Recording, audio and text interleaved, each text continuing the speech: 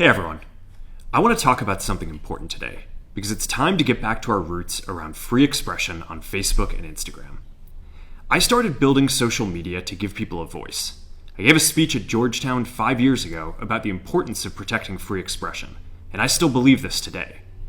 But a lot has happened over the last several years. There's been widespread debate about potential harms from online content. Governments and legacy media have pushed to censor more and more. A lot of this is clearly political, but there's also a lot of legitimately bad stuff out there. Drugs, terrorism, child exploitation. These are things that we take very seriously, and I want to make sure that we handle responsibly. So we built a lot of complex systems to moderate content. But the problem with complex systems is they make mistakes. Even if they accidentally censor just 1% of posts, that's millions of people. And we've reached a point where it's just too many mistakes and too much censorship. The recent elections also feel like a cultural tipping point towards once again prioritizing speech. So we're going to get back to our roots and focus on reducing mistakes, simplifying our policies, and restoring free expression on our platforms. More specifically, here's what we're going to do. First, we're going to get rid of fact checkers and replace them with community notes similar to X, starting in the US. After Trump first got elected in 2016, the legacy media wrote non-stop about how misinformation was a threat to democracy. We tried in good faith to address those concerns without becoming the arbiters of truth. But the fact-checkers have just been too politically biased and have destroyed more trust than they've created, especially in the US.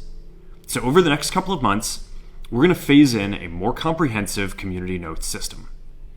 Second, we're going to simplify our content policies and get rid of a bunch of restrictions on topics like immigration and gender that are just out of touch with mainstream discourse. What started as a movement to be more inclusive has increasingly been used to shut down opinions and shut out people with different ideas, and it's gone too far. So I want to make sure that people can share their beliefs and experiences on our platforms. Third, we're changing how we enforce our policies to reduce the mistakes that account for the vast majority of censorship on our platforms. We used to have filters that scanned for any policy violation. Now, we're going to focus those filters on tackling illegal and high-severity violations. And for lower severity violations, we're going to rely on someone reporting an issue before we take action. The problem is that the filters make mistakes, and they take down a lot of content that they shouldn't. So by dialing them back, we're going to dramatically reduce the amount of censorship on our platforms. We're also going to tune our content filters to require much higher confidence before taking down content. The reality is that this is a trade-off. It means we're going to catch less bad stuff, but we'll also reduce the number of innocent people's posts and accounts that we accidentally take down. Fourth, we're bringing back civic content. For a while, the community asked to see less politics because it was making people stressed. So we stopped recommending these posts. But it feels like we're in a new era now, and we're starting to get feedback that people want to see this content again. So we're going to start phasing this back into Facebook, Instagram, and Threads while working to keep the communities friendly and positive. Fifth, we're going to move our trust and safety and content moderation teams out of California, and our US-based content review is going to be based in Texas. As we work to promote free expression, I think that it will help us build trust to do this work in places where there is less concern about the bias of our teams.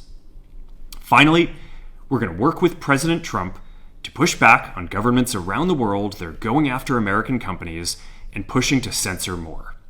The US has the strongest constitutional protections for free expression in the world. Europe has an ever-increasing number of laws institutionalizing censorship and making it difficult to build anything innovative there. Latin American countries have secret courts that can order companies to quietly take things down. China has censored our apps from even working in the country.